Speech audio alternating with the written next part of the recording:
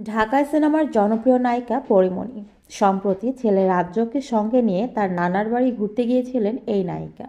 গত 11 জানুয়ারি সেখান থেকে ছেলেসহ পরিবারের সদস্যদের নিয়ে ঢাকায় ফিরেছেন পরীমণি। কিন্তু রাস্তায় হঠাৎ ফল কিনে খান রাজ্য, পরীমণি, পরিবারের সদস্যরা সহ চিত্রনায়িকার গাড়ির চালক। আর এতেই বাধে বিপত্তি। ফলগুলো খাওয়ার পরেই অসুস্থ হয়ে পড়েন তারা। এরপর থেকেই রাজধানীর একটি হাসপাতালে ভর্তি আছেন সবাই। রোববার 14 জানুয়ারি নিজের ফেসবুকে দীর্ঘ একটি স্ট্যাটাস দিয়ে খবরটি নিজেই জানিয়েছেন পরীমণি।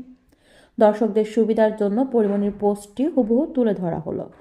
শীতকালে সবাই খাবার দাবার বুঝে খাবেন, বিশেষ করে বাইরের খাবার।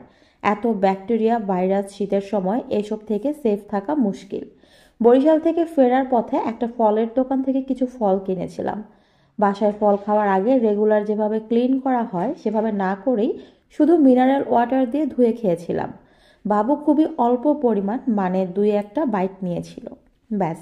বাচ্চা, আমি, আমার গাড়ির চালক সহ আমার বাসার মোট 5 জন ফুড পয়জনিং নিয়ে 11 তারিখ রাত থেকে হাসপাতালে।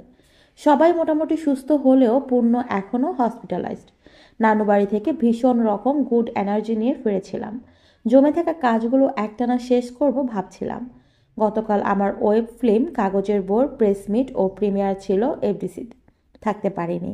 স্বাভাবিকভাবেই মন খারাপ হচ্ছিল খুব। কিন্তু সকাল থেকে অনেক সাংবাদিক ভাই বন্ধু মেসেজে, ফোনে কাগজের বোর প্রশংসা করলেন। আমার তায়েব ভাই ইমনের নতুন কেমিস্ট্রি আর অভিনয়ের ভালো লাগা প্রকাশ করলেন। আমার পরিচালক চয়নিকা চৌধুরী মেসেজে লিখলেন, কি যে সুন্দর ছবি বানিয়েছি, নিজেই তো বিশ্বাস হচ্ছে না। আমার বেশ আনন্দ হচ্ছে এসবে। সবাইকে অনেক ধন্যবাদ। সুস্থ থাকবেন সবাই।